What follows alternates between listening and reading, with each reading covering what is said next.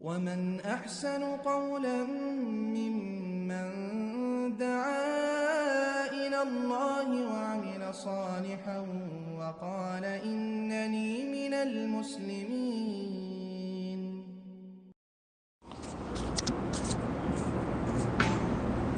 السلام عليكم ورحمة الله وبركاته. بسم الله الرحمن الرحيم. الحمد لله رب العالمين والصلاة والسلام على سيد المرسلين نبينا محمد وعلى آله وصحبه أجمعين أما بعد।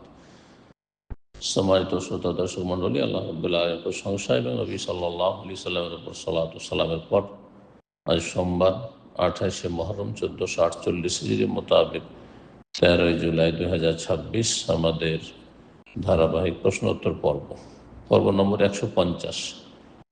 10টি প্রশ্ন রয়েছে, বিভিন্ন দেশ থেকে আসা। ইনশাআল্লাহ তাআলা আমরা সংক্ষেপে এই প্রশ্নগুলির উত্তর দেব। আল্লাহ রাব্বুল আলামিন যেন সঠিক কথা বলার এবং তা মেনে চলার তৌফিক দান করেন আমাদের সকলকে। প্রথম প্রশ্ন করেছেন, বলছেন আসসালামু আলাইকুম শেখ। ওয়ালাইকুম আসসালাম। পরিবারের মা বোন কেউ কোরআন সুন্নাহ পুরোপুরি মানে না, আল্লাহ হেদায়েত দান করো। দোয়া করতে থাকেন, চেষ্টা করতে থাকেন, দোয়া এবং দাওয়াত, দিনের দাওয়াত দিতে থাকেন এবং আল্লাহর কাছে দোয়া করতে থাকেন। ছেলে বৌমা মিলে তাদেরকে বারবার কোরআন ও সহিহ হাদিস মোতাবেক আমল করার কথা বলা হলে তারা রিঅ্যাক্ট করে। তা তো করবে, তাদেরকে কষ্ট লাগবে, স্বাভাবিক। যারা ইমানদার নয়, যারা দিন থেকে দূরে, ভালো কথা বললে কষ্ট লাগবে। তাছাড়া পরিবারে ছেলের বউ একটু কম কথা বলে, এজন্য তারা মনে করে যে তাদের দেখতে চায় না। কম কেন কথা বলবেন, প্রয়োজনে কথা বলবেন, এখন অতিরিক্ত কথা বলবেন না, যাতে ভুল হওয়ার সম্ভাবনা বেশি থাকে। আর একেবারে চুপ থাকবেন না, কারণ বেশি নীরব থাকলে মানুষে বিভিন্ন রকম সন্দেহ করবে। জি, যেমনটা বলেছেন, অহংকারী ভাববে অথবা ঘৃণা করেন ভাববে। তো এমন কেন সুযোগ দেবেন? মা সন্দেহ করে এবং ছেলের বাড়ি থাকতে চায় না, বৌমার সাথে অশান্তি করে। আল্লাহ সকলকে হেদায়েত দান করুন। এই ক্ষেত্রে ছেলের বউকে কি ছেলের মা বোনের মন রক্ষা করে চলতে হবে? যদি স্বামীকে সত্যিকার অর্থে খুশি করতে হয়, তাহলে তার বাবা মা কে অবশ্যই খুশি রাখতে হবে। এমন কোনো ছেলে মেয়ে ইমানদার আল্লাহ ভীরু হতে পারেন না যে নিজে সুখে থাকবে বাপ মাকে ছাড়া। তবে মানুষকে পুরোপুরি রাজি করা সম্ভব নয়। আল্লাহকে রাজি করা সহজ, কিন্তু মানুষকে পুরোপুরি সন্তুষ্ট করা সম্ভব নয়। নবী সাল্লাল্লাহু আলাইহি ওয়াসাল্লাম হাদিস, যথাসাধ্য চেষ্টা করে যাবেন, মধ্যম পন্থা অবলম্বন করবেন, বাড়াবাড়ি ছাড়াছাড়ি নয়, কারো মানহানি করবেন না, ছোট করবেন না। আর অতিরিক্ত বোঝা চাপালে যতটা পারবেন করবেন, একটু চুপ থাকার চেষ্টা করবেন, অতি উত্তর করবেন না। শাশুড়ি মার সাথে বা শ্বশুর বাড়ির লোকদের সাথে তর্ক করলে ঝামেলা বেশি বাড়বে। সুতরাং এগুলো থেকে বেঁচে থাকতে হবে। আল্লাহ তৌফিক দান করে। 2 নম্বর প্রশ্ন বলছেন, আসসালামু আলাইকুম শেখ। ওয়ালাইকুম সালাতুল্লাহ। জামাতে ইমাম হিসাবে সালাত আদায় করাতে কি কি যোগ্যতা লাগে এবং কে কে সালাত পড়াতে পারবে? সর্বনিম্ন যোগ্যতা লাগবে যে মুসলিম হইতে হবে, বড় কুফরি না থাকে, বড় শিরক না থাকে, বড় মুনাফিকি না থাকে, ঈমান ভঙ্গকারী কোনো বিষয় না থাকে।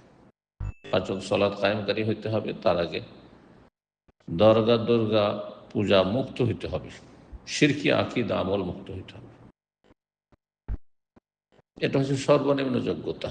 আর তার সাথে এটা তো হচ্ছে ইমানের দিক থেকে যোগ্যতা। ইলমের দিক থেকে, জ্ঞানগত দিক যোগ্যতা হচ্ছে সালাতের মাসলা মাসাইল, বিধিবিধান ভালো করে জানতে হবে, যাতে করে কোনো জায়গায় ভুল হলে কি করা উচিত, অথবা কোন পরিস্থিতিতে কি করা উচিত, কেমনভাবে সালাত পড়ে, রাসূল সুন্নাহ ভিত্তিক সালাত হবে ইত্যাদি। সালাহ সম্পর্কে যথেষ্ট জ্ঞান থাকতে হবে। ফিকহি মাসলা মাসাইল, অন্য মাসলা মাসাইল বেশি জানে আর নাই জানে। তৃতীয় বিষয় হচ্ছে যে কোরআনে কারীম সর্বনিম্ন শুদ্ধ পড়তে হবে। জি, কোরআনে কারীম তেলাওয়াতের, তাজবিদের যে আবশ্যক ফরজ কায়দা কানুনগুলি রয়েছে, সেগুলি অবশ্যই মেনে চলতে হবে। সে মোতাবেক তেলাওয়াত করতে হবে। সূরা ফাতিহা যদি বড় ধরনের ভুল থাকে তো সালাত হবে না। এগুলি যোগ্যতা। কে কে সালাত পড়াবে? যে কোনো মুসলিম সালাতে পড়াতে পারবে। পূর্ণাঙ্গ যোগ্যতা হচ্ছে যে সমস্ত রকমের কাবিরা গুনাহ থেকে বেঁচে থাকতে হবে, জীবনে যেন কাবিরা গুনাহ না থাকে। আর যদি হয়ে যায় তো সাথে সাথে তওবা করতে হবে, কারণ ফাসিকের ইমামতি অপছন্দনীয়। যে ব্যক্তি ফাসিক বেদাত এমন বেদাত করে যে বেদাত কুফরি পর্যন্ত পৌঁছায় না কিন্তু ফাসিক করে, অথবা বিভিন্ন কাবিরা গুনাহে লিপ্ত, গীবত করে, চুগলখড়ি করে, হারাম খায়, হারাম দেখে, আর এরা ফাসিক। টাকনা নিচে কাপড় রাখে, ফাসিক। তো ফাসিকদের ইমামতি জায়েজ কিন্তু ঘৃণার সাথে, অপছন্দনীয়। যোগ্য ব্যক্তি পেলে কখনো ফাসিককে ইমামতি দিতে হবে না। বলছে শুনেছি হানাফি মাযহাবের একটি ফতোয়াতে আছে যে বিয়ে না করলে জামাতে ইমামতি করতে পারবে না। এসব কথা ভিত্তিহীন কথা, ভিত্তিহীন কথা। নাবালক ইমামতি করতে পারবে, তারা বলছে নাবালক ইমামতি মাকরুহ। আর বিবাহিত না হলে ইমামতি করতে পারবে না, এসব ব্যক্তিগত কোনো প্রমাণ নেই এর। জি, নবী সাল্লাল্লাহু আলাইহি সাল্লামের সাহাবায়ে কেরামদের মাঝে এমন হয়েছে যে এমন লোক ইমামতি করেছেন যারা যুবক অবিবাহিত। জি, তেমন কোনো শর্ত কোরআন হাদিসে নেই। এই মাসলাক বিশুদ্ধ না, একেবারে ভুল। বারাকাল্লাহু ফিক। 3 নম্বর প্রশ্ন বলছেন, আসসালামু আলাইকুম শেখ। ওয়ালাইকুম সালাম। আমার 2 ছেলে, বড় ছেলে জন্ম হওয়ার সাথে নির্দিষ্ট সময়ে 1 ছাগল দিয়ে আকিকা দিয়েছিলাম। 1 ছাগল যথেষ্ট হবে, কিন্তু 2 ছাগল দিতে পারলে শক্তি সামর্থ্য থাকলে বেশি উত্তম, এটি বেশি ভালো, সহি সুন্নাহ। কিন্তু ছোট ছেলে ভূমিষ্ঠ হওয়ার পর নির্দিষ্ট সময় আকিকা দিতে পারেনি। আমি ঋণগ্রস্ত ছিলাম। আমার প্রশ্ন হলে এখন কি 1টি ছাগল দিয়ে আকিকা দিতে পারবো নাকি 2টি দিয়ে দিতে হবে ছোট ছেলের জন্য? 7ম দিনে আকিকা দেওয়া সুন্নাত, আর পরেও যদি দেন তো জায়েজ হবে, শুদ্ধ হবে, সুন্নতের খেলাফ হবে। জেনে শুনে এমনটা করবেন না, কিন্তু যে কোনো সময় আকিকা দেওয়া যেতে পারে। 2টো ছাগল দিয়ে দেওয়া হচ্ছে উত্তম সুন্নাহ। আর কেউ যদি অভাবী হয়, অপারগ হয়, তাহলে 1টি ছাগল যথেষ্ট ছেলেদের ক্ষেত্রে, ছেলে সন্তানের ক্ষেত্রে। মেয়ে সন্তানের জন্য 1টি, সচ্ছল ব্যক্তি হলো 1টি পশু যথেষ্ট। ভাগে আকিকার কোনো প্রমাণ নেই, গরুর ভাগে অথবা উটের ভাগা, কোরবানির সাথে আকিকা, এর কোনো প্রমাণ নেই। 4 নম্বর প্রশ্ন বলছেন, আসসালামু আলাইকুম শেখ। ওয়ালাইকুম সালাম। আল্লাহর কাছে হেদায়েত চাইতে পারি কোন দোয়া পড়ে? আমি ইউটিউবে আর গুগলে অনেক দোয়াই দেখেছি, কিন্তু সব কয়টা মুখস্থ করতে পারিনি। কোনটা পড়লে ভালো হবে? সবচাইতে সহজ দোয়া এবং সবচাইতে গুরুত্বপূর্ণ দোয়া যা দিয়ে আল্লাহ রাব্বুল আলামিন আল কোরআন কারীম শুরু করেছেন, সূরাতুল ফাতিহা। সূরাতুল ফাতিহা সূরাতুদ দোয়া, দোয়ার সূরা। এতে রয়েছে ইহদিনাস সিরাতাল মুস্তাকিম, আল্লাহ আমাদেরকে সহজ সরল পথ, জান্নাতের পথ দেখাও, সোজা পথের পথিক বানাও। এ হচ্ছে হেদায়েতের দোয়া। এছাড়া নবী সাল্লাল্লাহু আলাইহি সাল্লামের হাদিস আল্লাহুম্মা হদিনি ওয়াসাদ্দিদনি, এছাড়া 2 সিজদার মাঝে আল্লাহুম্মা গফিরলি ওয়ারহামনি ওয়াহদিনি ওয়াআফিনি ওয়াহদিনি, আল্লাহ আমাকে হেদায়েত দান করুন, ওয়াআফিনি ওয়ারযুকনি। নিজের ভাষায় দোয়া করবেন। আরবি ভাষায় দোয়া করতে হবে, বুঝেন আর না বুঝেন এটি ভুল কথা। একমাত্র সালাতে যেই জায়গাগুলোতে সুন্নতি দোয়া রয়েছে নবী সাল্লাল্লাহু আলাইহি ওয়াসাল্লাম, সেগুলি আরবিতে পড়তে হবে। আর বাকি আপনার আমার দোয়ার জন্য মাতৃভাষায় যথেষ্ট। আর মাতৃভাষায় দোয়া করলে আপনি বেশি মনোযোগী হইতে পারবেন।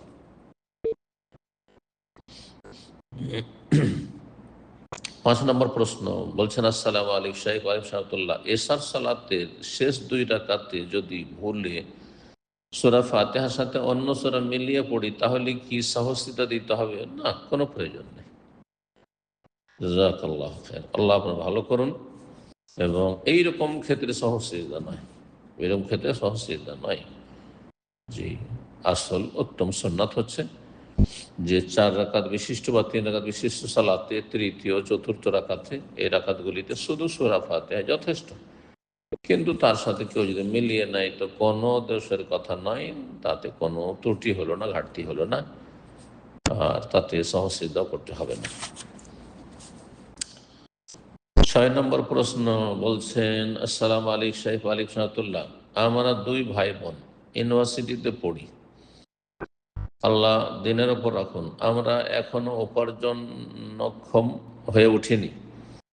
আমাদের বাবা মারা গেছে 2014 সালে, তিনি ব্যাংকে কিছু টাকা রেখে গেছেন, আমরা সেই টাকার মুনাফা তুলে সংসার যাপন করছি। না, সুদী ব্যাংকে টাকা রেখে গেছেন, এটি তিনি গুনহার রাস্তা খুলে গেছেন।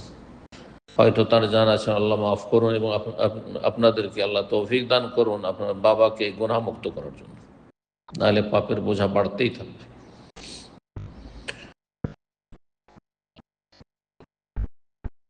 বলছেন যে আমরা সেই টাকার মুনাফা তুলে সংসার যাপন করছি আমাদের মাকে নিয়ে, আমরা এখন নিরুপায়। জি, ফাত্তাকুল্লাহ মাস্তাদ, যথাসাধ্য চেষ্টা করতে হবে। জি, ইউনিভার্সিটিতে লেখাপড়া করতে হবে, বড় শিক্ষিত হইতে হবে, সবার জন্য জরুরি না। যদি হইল তো ভালো, আর না হলে কোনো দোষের কথা নাই। 18 বছর পার হয়ে গেছে, রোজগার শুরু করে দেন, রোজগার শুরু করে দেন, আল্লাহর বরকত দেবে, রিজিকে বরকত দান করবেন। জি, কারণ হারাম থেকে বেঁচে থাকা ফরজ, সুদ থেকে বেঁচে থাকা ফরজ। আর এই যে সুদী ব্যাংকে টাকা রেখেছেন, সেখান থেকে আসছে, আর সেটা খেয়ে দিয়ে লেখাপড়া করছেন বা জীবনযাপন করছেন, এই জীবনে কোনো বরকত নেই, শান্তি নেই। এটাকে নিরুপায় বলা যায় না। এই সুদের টাকা নিয়ে আমরা খাচ্ছি। আল্লাহ হেদায়েত দান করুন, ঈমানকে শক্তিশালী করুন। এতে কি আমাদের নামাজ কবুল হচ্ছে?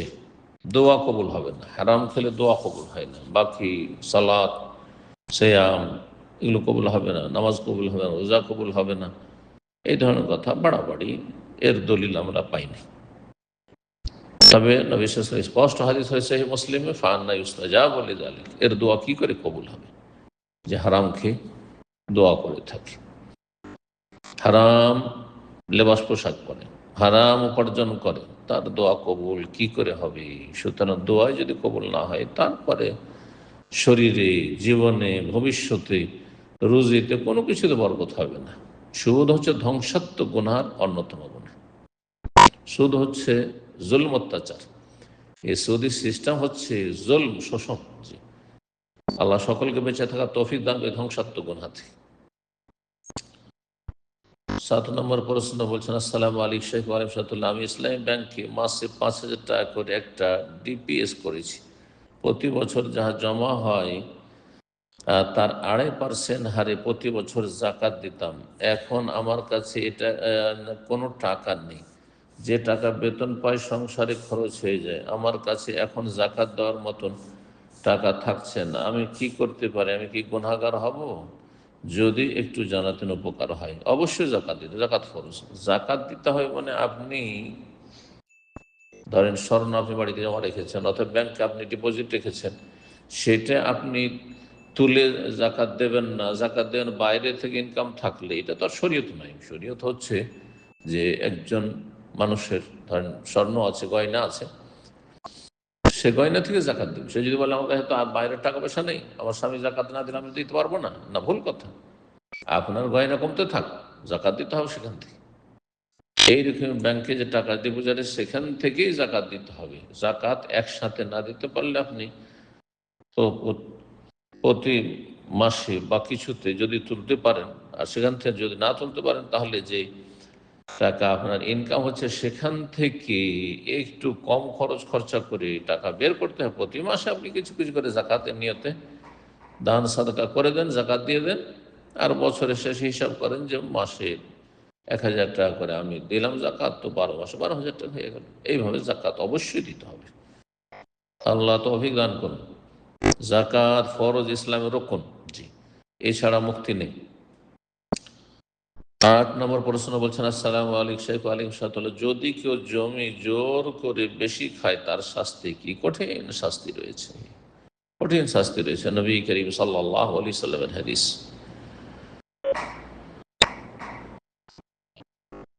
যেই ব্যক্তি কোনো মানুষের, কোনো মুসলিমের ধন সম্পদ আত্মসাৎ করবে, বেঈমানি করবে, তাওয়াকাহুল্লাহু সাবআ আরদিন, আল্লাহ রাব্বুল আলামিন তার গলাতে তার গলাতে মালার মতো করে পরিয়ে দেবেন, বেড়ি পরিয়ে দেবেন। তার গলাতে 7 স্তরের জমিন, যে 7 তাবাক, 7 স্তরের জমিন। এই জমিনকে গলাতে কি করে উঠাবেন আপনি? একটু জমি ওপরে বাহ্যিক দৃষ্টিতে একটু আধা জমি আপনি দখল করেছেন বা আপনি আইল চেপেছেন, কিন্তু 7 স্তরের জমিন সমস্ত আপনার গলাতে জড়িয়ে দেওয়া হবে বেড়ি করে। আর সেটা কখনো বহন করতে পারবেন না, জাহান্নামে জ্বলতে থাকবেন। মারাত্মক বিষয়। দুনিয়ার কিছু ক্ষতি হয়ে যাক, লস হয়ে যায়, কিন্তু আখিরাতের লস করবেন না, হলে জাহান্নামের আগুনে জ্বলতে হবে। আল্লাহ বলছে জাহান্নামের আগুন থেকে বাঁচো, যা মূলত কাফেরদের জন্য তৈরি করা হয়েছে। হে মুসলিম, তোমরা জমি জায়গায় বেঈমানি করে আর হারাম কাজ করে, হারাম জীবনযাপন করে কেন কাফেরদের সাথে জাহান্নামে থাকবে? আল্লাহ হিদায়াত দান করুন। আল্লাহ রাব্বুল আলামিন যেন আমাদেরকে সমস্ত পাপাচার থেকে বেঁচে থাকার তৌফিক দান করেন।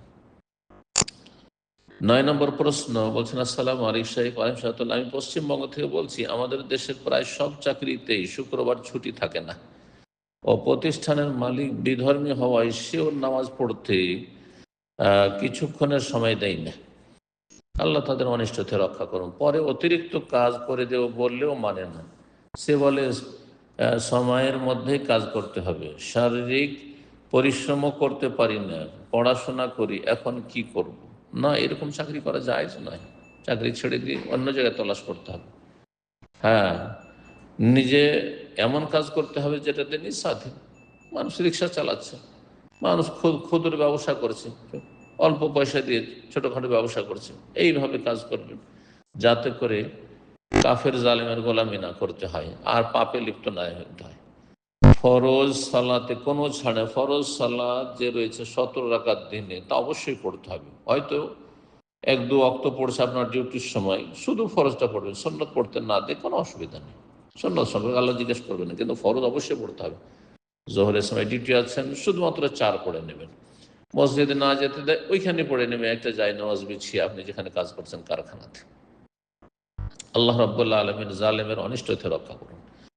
দিন ইসলাম পালন করা আল্লাহ সহজ করুন মুমিন মুসলিম ভাই বোনদের জন্য। আল্লাহ আমাদেরকে হেফাজতে রাখেন। 10 নম্বর সর্বশেষ প্রশ্ন, বলছেন আসসালামু আলাইকুম শাইখ ওয়ালাইকুম সালাম। এক স্বামী লম্পট ছিল, তার ঘরে সুন্দর স্ত্রী থাকার পরেও সে পরনারীর সৌন্দর্য বর্ণনা করত স্ত্রীর সাথে। আল্লাহ হিদায়াত দান করুন। এরা পাপিষ্ট। সেই যে স্ত্রী তার অনুপস্থিতিতে হারাম কাজে লিপ্ত হয়, আউযু বিল্লাহ। মদকে মদ দিয়ে পরিষ্কার করা যাবে, পায়খানাকে পায়খানা দিয়ে পরিষ্কার করে, পেশাবকে পেশাব দিয়ে পরিষ্কার করবেন। অন্যায়কে অন্যায় দিয়ে দূর করা যায় না, অন্যায়কে ন্যায় দিয়ে দূর করতে হয়, নির্মূল করতে হয়।